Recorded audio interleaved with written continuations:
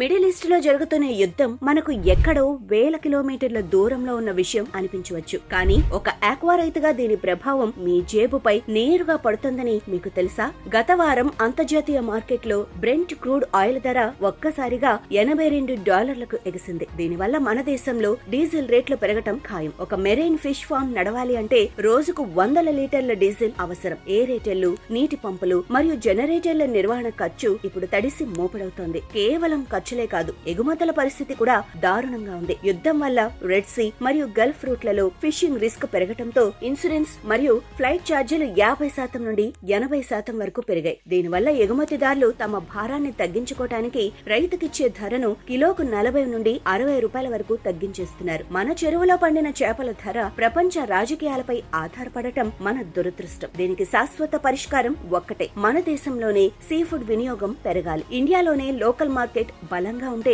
ఇలాంటి ఎన్ని విదేశీ సమస్యలు వచ్చినా మన రైతులు నష్టపోకుండా ఉంటారు. మరి దీనిపై మీ అభిప్రాయం ఏంటి? లోకల్ మార్కెట్ పెరగాలంటే మనం ఏం చేయాలో కింద కామెంట్ చేయండి. Indian sea food consumption revolution మొదలైంది. మేము వేస్తున్న ఈ మొదట అడుగులో మీరు భాగమవ్వండి.